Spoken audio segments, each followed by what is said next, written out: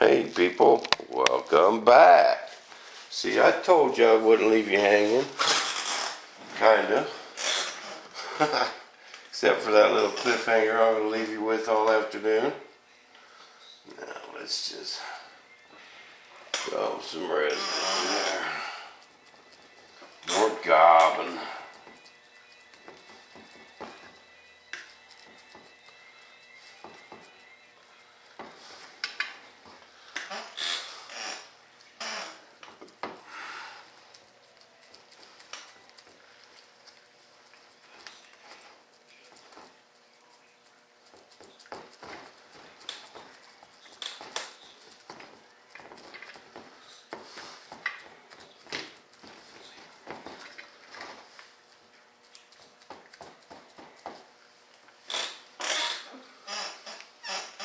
Never fails. Something always itches when you got your hands all glued up.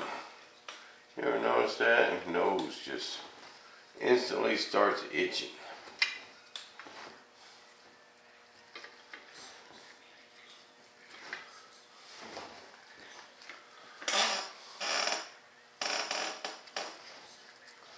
We just want this cloth saturated, man. Just as much resin as it'll hold. And we're going to peel ply this, so any extra will come out through the peel ply. Just as much resin as it'll hold. Just let her run. So let's make sure we got 10.5 inches.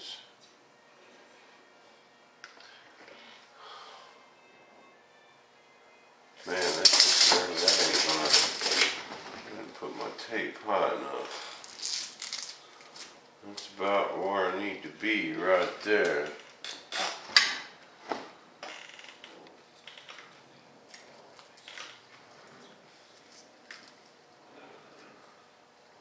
I need to come up a little higher on this next run, and then tape it.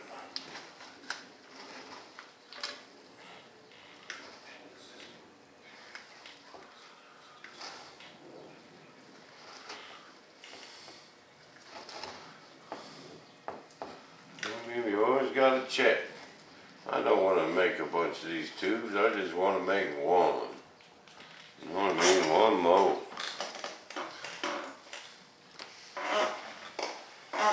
Okay, let's go with this big one here.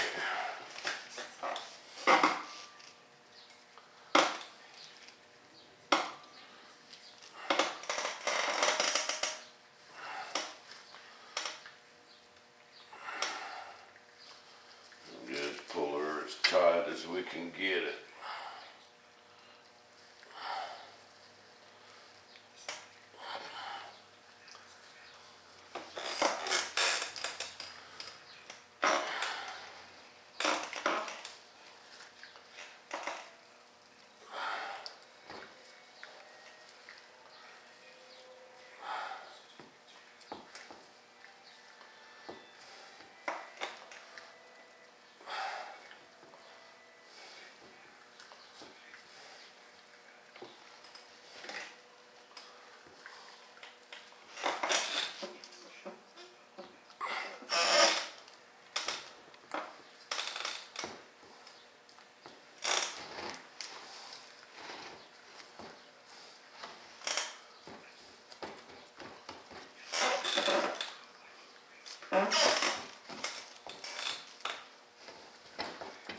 I know what you guys are thinking.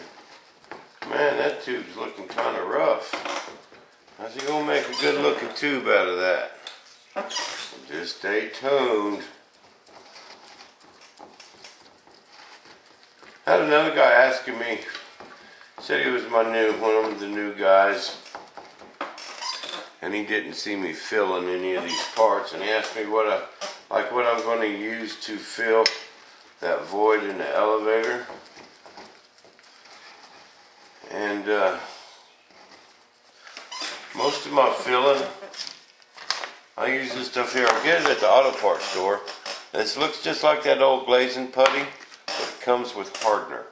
Okay, that is actually a Bondo, but it is super fine. It's a lot finer than regular Bondo, and that's just for little areas, people.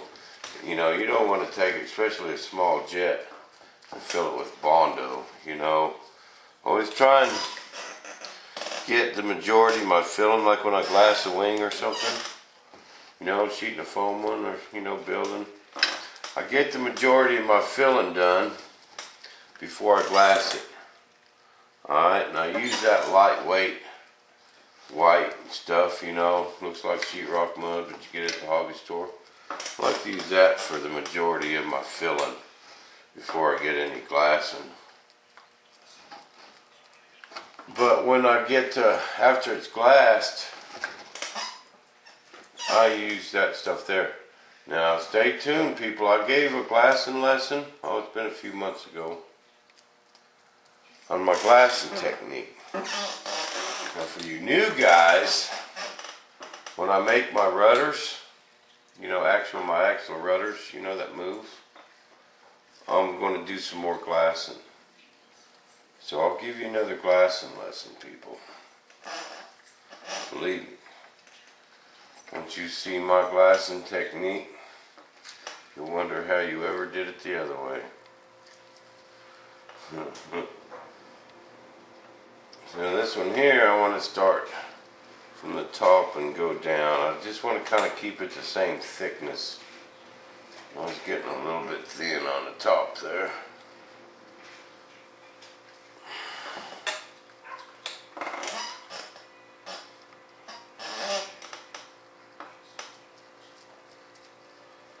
Getting a little thin on the top and getting a little too heavy on the bottom.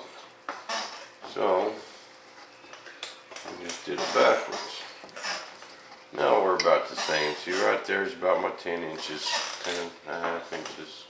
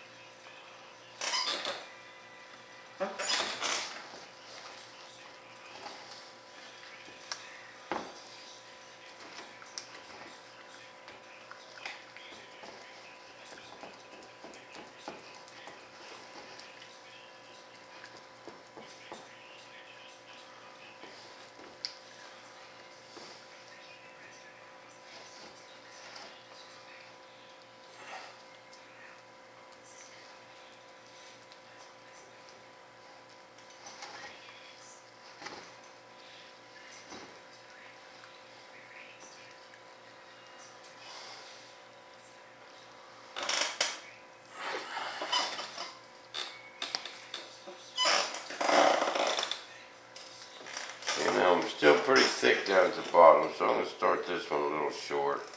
Come up here just a little bit. Let's try and keep it the same thickness.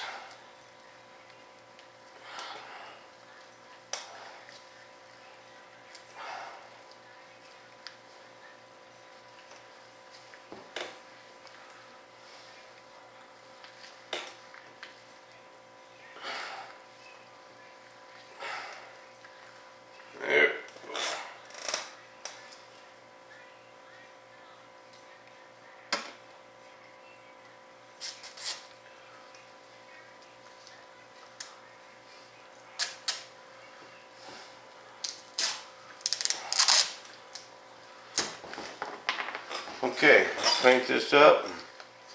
It'll be done. Almost. And the suspense will set in here in about an hour. You guys will start getting cold sweats. How's he going to take it off? He just glued all that carbon fiber to that aluminum tube.